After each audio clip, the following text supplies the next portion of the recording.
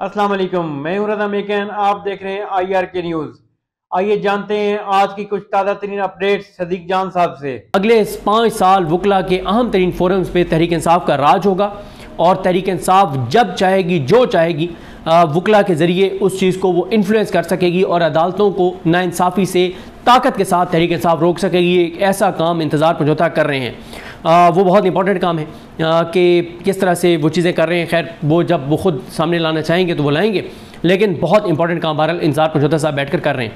अब आज इस बात पर कि जो इमरान खान साहब ने कल ही कहा अदालतों के हवाले से कि अदालतों के अंदर जो कुछ हो रहा है, अब आज की आप सुन लें 3 चीज़ें अदालतों के हवाले से।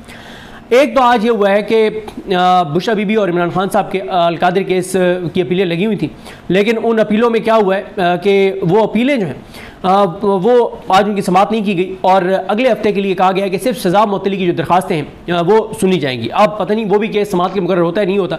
4 माह हो गए इमरान खान साहब को और बुशरा बीबी को सज़ा हुए, 4 माह से उनकी अलकादिर केस की अपीलें नहीं लग रही, समाप्त के लिए मुकर्रर भी नहीं होती, हो तो कोई ड्रामा हो जाता है। आज आप देखें ना, सरफराज डोगर, जस्टिस सरफराज डोगर, जिनको जस्टिस जाहिया जरदारी, शहबाज शरीफ और जस्टिस आलिया नीलम, आमिर फारूक, ये सारे मिलकर जिस जस्टिस डोगर को लाए हैं, वो खुद ये केस सुन रहा है जिस जस्टिस डोगर को पूरे पाकिस्तान को पता है कि क्यों लाया गया। इमरान खान के केसेस के लिए लाया गया है, कोर्ट पैकिंग के लिए लाया गया है, अदलिया को इस्लामाबाद हाई कोर्ट को कंट्रोल करने के लिए लाया गया है। तो इस्लामाबाद हाई कोर्ट के आज़ाद जजेस जस्टिस मोहसिन अख्तर कियानी, तारिक महमूद जहांगीरी, बाबर सत्तार साहब, समन रिफत इम्तियाज़ साहबा, सरदार इजाज़ इसा खान साहब, इनका रास्ता रोकने के लिए लाया गया है। तो वो सुन रहे हैं और जस्टिस आसिफ साहब सुन रहे हैं, जो जब उनकी अपॉइंटमेंट हुई एडिशनल जज के तौर पर बलूचिस्तान में, तो उसके 2-4-5 दिन के अंदर अंदर जस्टिस जाहिया जो है उनको यहाँ पे ले आए हैं, इस्लामाबाद हाई कोर्ट में ले आए। तो वो दोनों सुन रहे हैं, यानी इन केसेस में वो जजेस जो इस्लामाबाद हाई कोर्ट के सीनियर जजेस हैं उनको इन केसेस में, इमरान खान के केसेस में नहीं बिठाया जा रहा। क्यों? क्योंकि वो इंसाफ करते हैं, वो अपने अल्लाह से वफा करते हैं, वो चाबी वाले खिलौने नहीं हैं, वो किसी के इशारे पे नहीं चलते, वो नाइंसाफ़ी नहीं करते, वो उनकी अदालतों में वाकई इंसाफ होता हुआ नजर आता है, लेकिन उनको इन केसेस में नहीं बिठाया जा रहा। अच्छा, एक तो यह है कि चलें अब आज कहा गया, सलमान सफदर साहब ने जो बात की, उन्होंने अब कहा है कि जी अगले हफ्ते हम समाअत के लिए मुकर्रर कर देते हैं। मुझे डाउट है, पता नहीं जस्टिस डोगर करते हैं नहीं करते, क्योंकि इससे पहले कई ऐसी चीज़ें जस्टिस डोगर कर चुके हैं कि ओपन कोर्ट में कुछ कहते हैं, रिटन ऑर्डर आता है उसमें वो नहीं होता जो ओपन कोर्ट में वो कहते हैं। उसके अलावा जो अभी मेन अपीलें समाअत के लिए मुकर्रर नहीं होंगी। मेन अपीलों से मुराद ये है कि इमरान खान साहब को जो सज़ा हुई है उसमें उनको बाइज़्ज़त बरी कर दिया जाए केस सुनकर मेरिट पर, लेकिन वो नहीं होगा। अभी सिर्फ सज़ा मुअत्तली की दरख्वास्त सुनी जाएंगी कि जब तक आप मेन अपीलें नहीं सुनते तब तक सज़ा मुअत्तल कर दें ताकि उनकी रिहाई हो सके। तो अभी सज़ा मुअत्तली की दरख्वास्तें अगले हफ्ते जो है वो सुनी जाएंगी।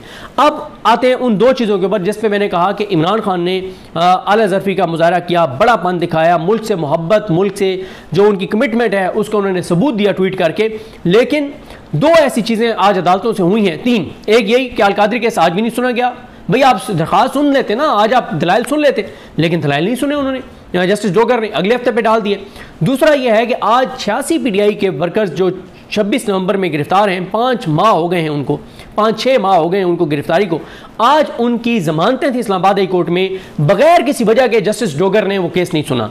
18 मिनट केस सुने, 18 मिनट बाद उठ गए। भाई ऐसा कौन सा आपका इंपॉर्टेंट काम था कि 56 बेगुनाह लोगों की जमानतों का केस आपके पास सुनने का टाइम नहीं था और आप उठ के चले गए? तो इससे फिर क्या मतलब लिया जाए? इसका मतलब यही है ना कि कुछ कुव्वतें हैं जो नहीं चाहती कि मुल्क के अंदर एक इस्तेहकाम, एक अमन, एक यकजहती की फिजा पैदा हो। इस वक्त जितनी भारत के साथ हमारी कशीदगी चल रही है, ज़रूरी है कि बेगुनाहों को अदालतों से अपना जेलों से रिहा किया जाए, अदालतों में केसेस उनके सुने जाएं। 5-6 माह बाद आज केस लगा है इस्लामाबाद हाई कोर्ट में और उसमें भी जस्टिस डोगर ने नहीं सुना, बगैर किसी वजह के। मकसद क्या है? जलील करना, लोगों को तजलील करना, इंसानियत की तजलील करना और उनको जलील करना और उनको ख्वार करना और उनको अजियत देना, ज़हनी टॉर्चर उनको करना कि जेलों में बुरे।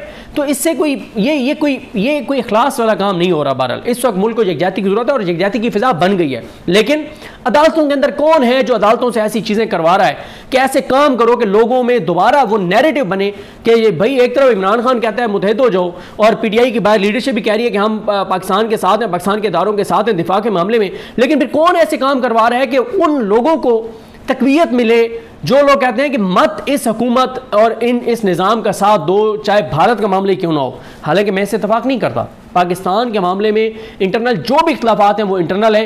भारत के मामले में हम सबको एक पेज पर आना होगा और जैसे इमरान खान ने कहा है वही सबका जज्बा होना चाहिए जो इमरान खान ने कहा है। लेकिन कोई तो है ना जो अदालतों से ये साजिश करवा रहा है, कोई तो है, तो इसका ये देखना चाहिए ना कि कौन जस्टिस डोगर से ये चीज़ें करवा रहा है। फिर इसके अलावा आज एक और वारदात डाली गई है। अब आप देखें ना, अब आज ही 13 रुकनी बेंच बना दिया गया है और ये 13 रुकनी बेंच बनाया गया है जो मखसूस नशिस्तों का केस है। ये मखसूस नशिस्तों के केस में 13 रुकनी बेंच बना दिया गया है और इस बेंच में 5 उन जजेस को शामिल नहीं किया गया जो मखसूस नशिस्तों का अक्सरियती फैसला देने वाले जज थे। वो कौन कौन से? जस्टिस मंसूर शाह इसमें ऐड नहीं है, मुनीब अख्तर साहब इसमें नहीं है, अतर मिनल्ला साहब इसमें नहीं है, शाहिद वहीद साहब नहीं है और इरफान सादत खान साहब इसमें नहीं है। ये 5 जज निकाल दिए गए हैं, 5 और जज डाल दिए गए हैं और ऐसा बेंच बनाया गया है जिसमें सबको नजर आ रहा है कि यह हुकूमत के हक में फैसला आएगा। और इससे होने क्या जा रहा है? इससे होने ये जा रहा है कि 27वीं आईनी तरमीम आएगी और 27वीं आईनी तरमीम में क्या होगा उस पर नेक्स्ट वीडियो में बात करेंगे। अब ये देखें जी, इसमें कौन कौन है।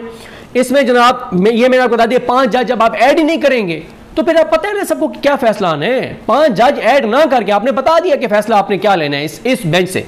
अमीरुद्दीन खान साहब को इसका सरदार बनाया गया। वो जस्टिस अमीरुद्दीन खान जिसने कहा है कि अदालती फैसलों को मत मानो, जिसने पाकिस्तान में अनारकी के लिए, पाकिस्तान में खाना जंगी का एक माहौल बनाने के लिए कहा कि जो अदालत का फैसला हुकूमत समझती है ठीक नहीं है, हुकूमत ना माने। ये दुनिया में कहीं नहीं है, दुनिया में कहीं नहीं है। हाँ, उन मुल्कों में है जहां पे आग लगी हुई है, जहां पे खाना जंगी है, जहां पे लोगों ने हाथ में असला हाथ में उठाए हुए, उन मुल्कों में ये है।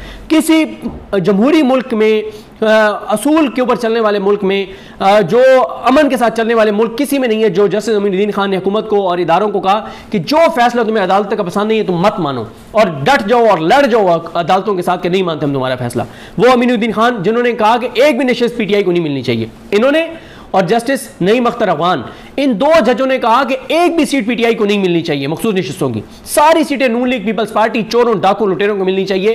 तो अब आप देखें, अमीनुद्दीन खान, जमाल खान मंदोखेर, मोहम्मद अली मजहर, आयशा मलिक साहबा, हसन अजहर रिजवी साहब, मुसरत हिलाली, नईम अख्तर अफगान, अकील अहमद अब्बासी साहब, शाहिद बिलाल हसन, मोहम्मद हाशिम खान काकर साहब, सलाउद्दीन पंवर साहब, आमिर फारूक और अली बाकर नजफी, इन 13 जजों में मुश्तमिल ये बेंच बनाया गया।